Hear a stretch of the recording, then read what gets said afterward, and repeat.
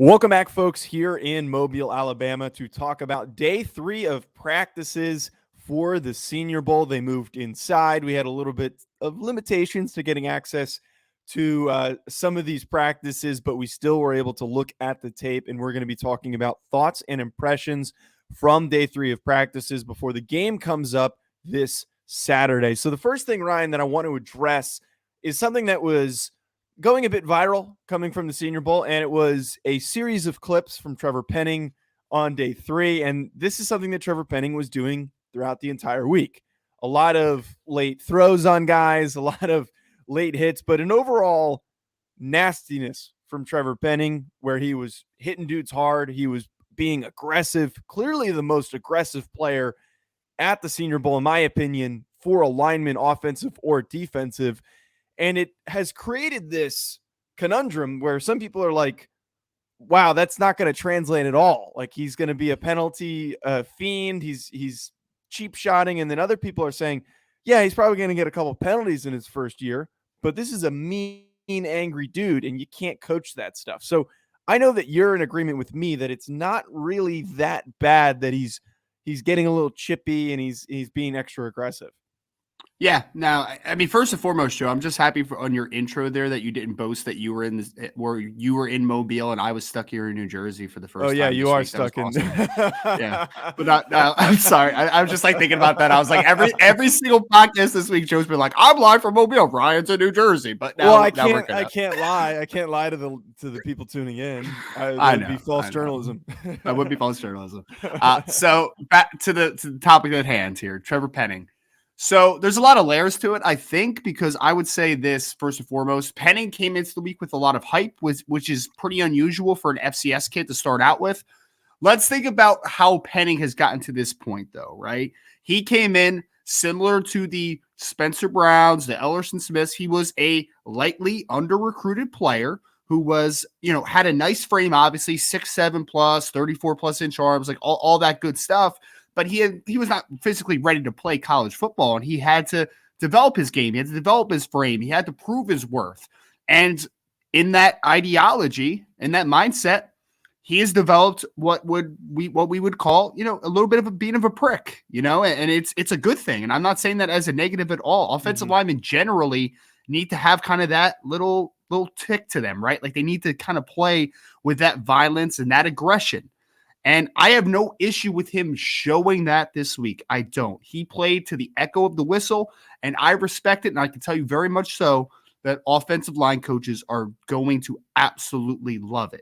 My only issue, the only rep I highlighted, and I put this on Twitter yesterday, was the one in team drill where he threw the defensive lineman into the legs of the quarterback back into the pocket. That's just generally something that you're told not to do.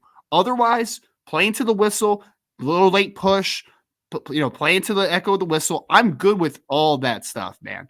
He's a little bit of an instigator as a player, which again, he should be. I compared it a little bit to John Runyon that played here in Philly for a long time, right? Like John Runyon was a big, nasty right tackle who would drive people crazy with the chippiness that he plays with.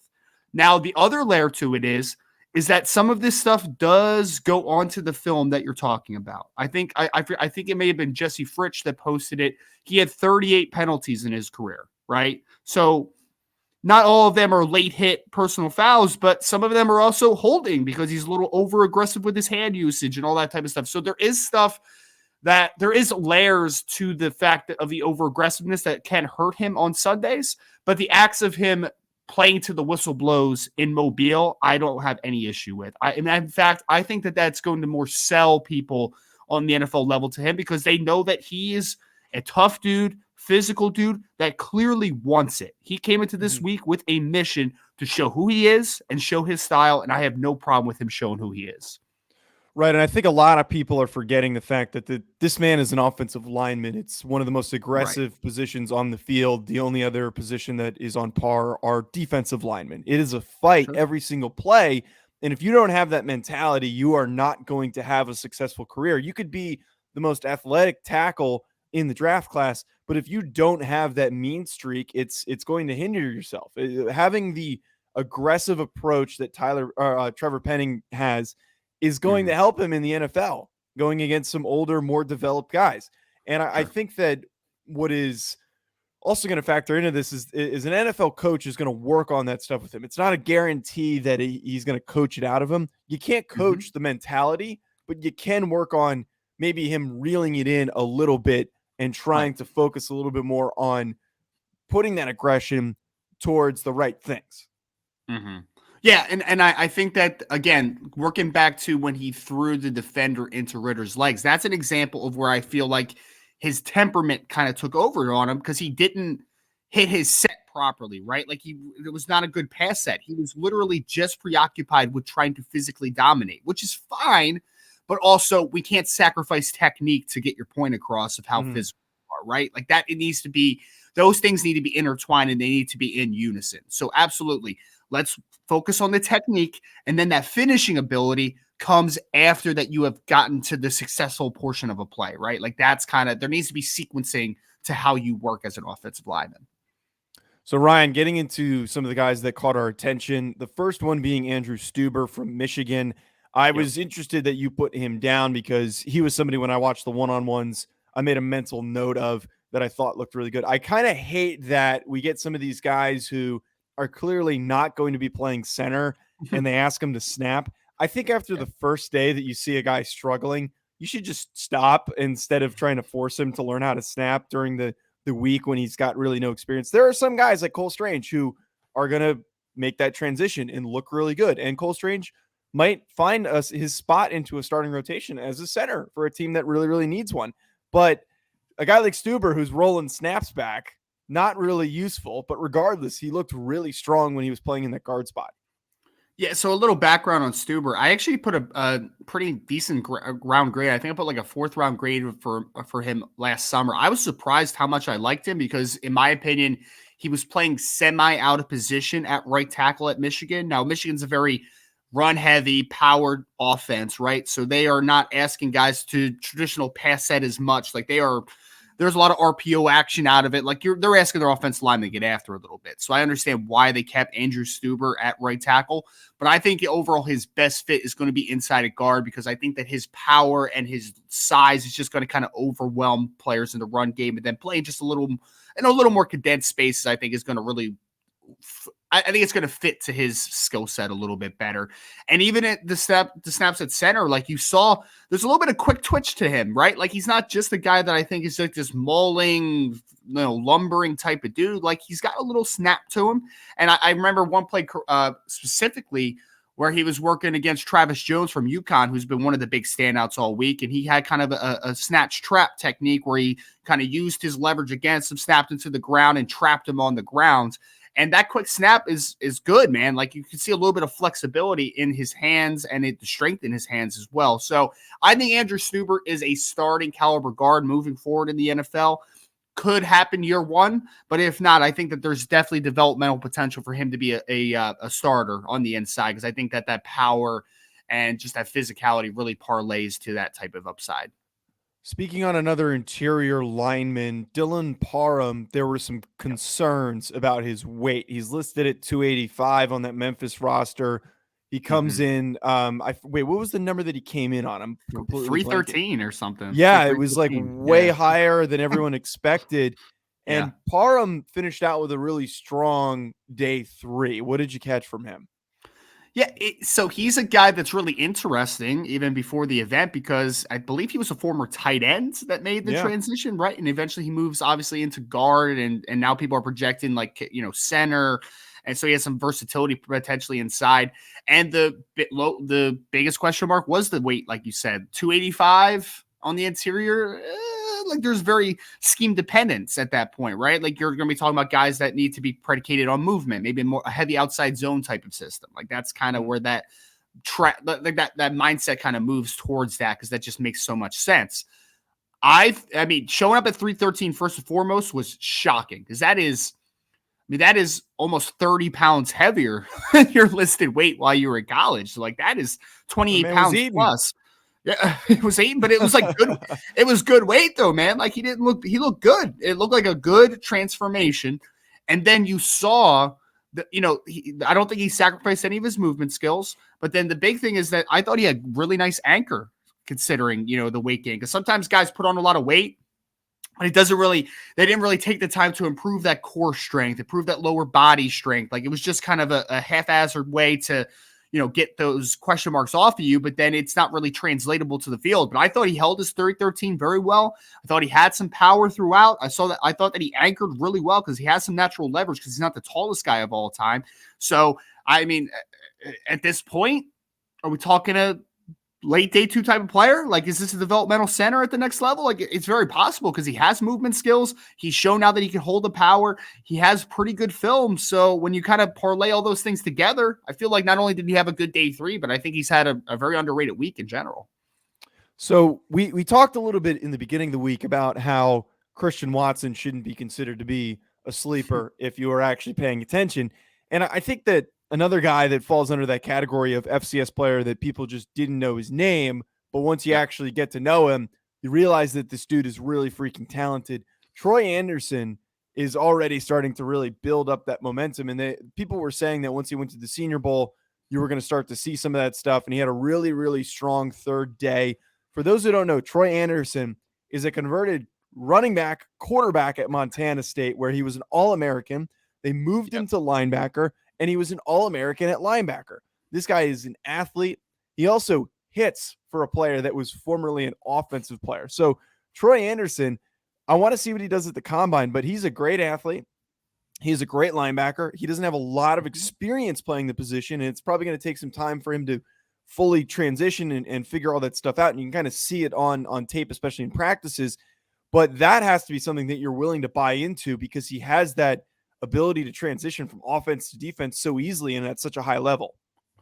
Man, I really like Troy, man. I really do. Because, I mean, you mentioned obviously that this, starting his career. Is he going to be a defensive player? Is he going to be a quarterback? Well, he was a quarterback based upon the fact that the need on the roster, right? And he was an All-American. Like you said, he took him to the playoffs. I think he ran for like 2,600 yards in his career. He had one season he was like the leading – he broke the school record, like 1,500 yards. Yeah, 1,500. It was like nuts. And you kind of see that.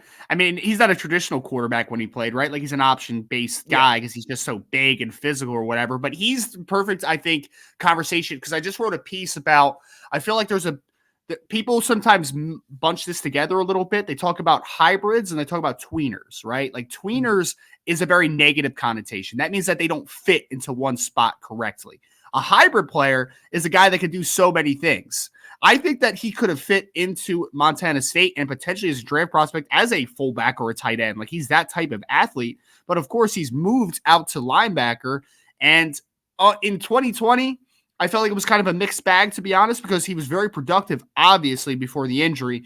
But he was a guy that was playing on ball a ton, right? Like, he was kind of rushing the passer a ton. And in 2021, he was playing much more at a stack position, a lot more in pursuits, doing those traditional things a linebacker you want to see at the next level. And I think that he's looked good all week. But again, day 3, he's looked really good because I think that he mirrors well in zone coverage and man coverage. I think that he's a guy that is a flexible mover. And he's really athletic, man. Like, he has a good personality to him as far as the ability to convert momentum to power and get downhill and be aggressive in that sense as well. But this kid's a legit athlete. He's going to go to his pro day or the combine, wherever he ends up testing, and he's going to run in the 4.5s at 6'4", 230 something pounds. Like, he's going to run in the 4.5s. Right. Absolutely. The funny thing about Anderson too is you kind of think like, okay, running back, quarterback converted to linebacker. You'd think that maybe he's a bit undersized. I remember, I'm blanking on his name, but there was that one Iowa State guy that was a quarterback and they moved him to linebacker and he was like, Joel Lanning. Joel Lanning. And he was like, okay. And he was kind of like a limited athlete because quarterbacks are usually not the most athletic on some of these teams. And then you move him to linebacker and then he's just a big clunky linebacker. But Troy Anderson flies upfield and you talk about how he's going to be a 4.5 guy. And he's freaking mean. There were some plays that I remember the South Dakota State game where he's just flying upfield and just smacking dudes. Like, he is relentless. And that's what you want in a linebacker. He's got that Midwestern Montana State type of aggression when playing the position. Well, I just looked it up, Joe, because I remember I brought his name up to the College Gridiron Showcase at the time because he was a little under the radar, right? Obviously, we obviously didn't get him to come, but so we work with a company called Tracking Football, who kind of takes a lot of the tracking times and kind of converts it to like success rates, all that type of stuff. So so he came from a small school. He was from Beaverhead County, and I just looked up the numbers again. In track and field, for the people that love track and field out there, which I do, 10.88 100-meter guy. All right. Nice. 10.88, 22.11 in the 2. And he was also a 15 flat 110-meter guy, which 110-meter hurdles as a sophomore in high school. So my dude can run, man. He can run a little bit, and he's got that length. He's going to play a lot on Sundays. Yeah, excited about Troy Anderson, and I'm going to keep pushing his name throughout this process. 2 more guys that we have. First one, a quarterback. Shocking that we're praising a quarterback. Bailey Zappe, who day one really clearly looked limited because of the guys that he was going up against. He was looking very limited against a polished Sam Howell, who had a better arm than people expected. And it's hard to look more than pedestrian when you're standing next to Malik Willis, who's got a cannon for an arm. But Bailey Zappe on the third day, you saw a lot of nice touch. There were some throws that I saw him make in the corner of the end zone, in some of those 7-on-7 drills or the 1-on-1 drills where they were trying to push towards the end zone and they were trying to go towards the sideline. They were trying to put these guys in some contested catch situations. And he had some pretty nice ball placement. Now, I'm not the biggest quarterback evaluator because of the intricacies that go into it, but I'd say that I was impressed with Zappe. And you kept hearing in the convention center yesterday in Mobile that Bailey Zappe kept getting brought up. Yeah, no, and it stinks for him because we went into the week and I feel like a lot of people they didn't have realistic expectations with Bailey Zappe, right? Like Bailey Zappe has an opportunity to play on the NFL level as a backup for some time. Like he has that type of upside. But people were trying to bill him as like, oh, maybe he's a top 100 pick. Well, I don't think he's a top 100 pick. And you saw when again, next to Willis and even Howell, the arm just is not the caliber, right? And he's not the caliber of athlete, either of those guys. Like he's solid all around type of player. And the first day, I felt like he was kind of pressing a little bit, right? Like he was kind of putting the ball in some tough spots, and you kind of just seemed like he was a little just anxious during the first day. Next 2 days, specifically yesterday, I thought he looked comfortable. Let it loose a little bit. The misnomer about Bailey Zappe is that he's this safe passer. No, man, like he'll put the ball out there. He's got conviction in his arm. He's got conviction in his ability to read a defense. So he'll put the ball into some tight spots sometimes, and he's an accurate quarterback. And I felt like you just saw him a lot more comfortable yesterday in his own skin. I got a comp. Let's see if you hate it or not. How about Chase Daniel? Sorry. No. Okay. All right. Well, I tried. It's fine. I tried. I can't impress the comp master Ryan Roberts. But who would you say? Because I looked it up. They're similar sizes, not the greatest arm, and like Chase Daniel's been like a great backup his whole career. I think that's not like a. Again, I'm not great at evaluating. It's a terrible comp. It's terrible. I don't have a good one for you yet, Joe. We'll have to revisit this one. I don't have. Okay, we'll revisit. Final player to wrap up: Tyler Badie, running back from Missouri. Tough to evaluate and get a sense for what these running backs can do because it's mostly thud. There's not really, actually, there isn't take them to the ground because they don't want serious injuries happening with these players. So, the minute somebody gets tagged, you don't know if this guy could have powered through contact and that kind of stuff. But Tyler Badie caught a few holes and had some nice runs throughout the week, but he also looked pretty good on this final day 3. Yeah, I mean, I feel like he's looked pretty good all week, to be honest with you, because he is the type of running back that can excel in this setting because it's a little tough for these big bruising types of running backs because, like you said, you're not showing how many tackles you can break because of that contact balance stuff because you're not taking guys to the ground. And Tyler Badie is going to be a very scheme-specific player for his role as a runner, right? Like, we're going to talk about a heavy zone type of runner. But the reason that he is kind of showed out a little bit is the fact that he is such a weapon in the passing game. He can run routes. He can literally play in the slot, and he could do things as a pass receiver in his route variety that is different for most running backs. So Badie has shown it. I feel like a lot of those option routes or the arrow routes coming out of the backfield, like he's shown his flexibility. He's shown good hands. He's shown that he can be a weapon in the passing game this week. So that's it for our thoughts on day 3 of practices. We're going to be coming at you with a full breakdown of the week, who collectively looked really good, who made themselves some money, who might have really hurt themselves and is going to be holding themselves back based on their performance. That'll be coming to you likely early next week, so stay tuned for that. Be sure to hit subscribe so you don't miss out. And also check out the Senior Bowl, which is going to be played this Saturday.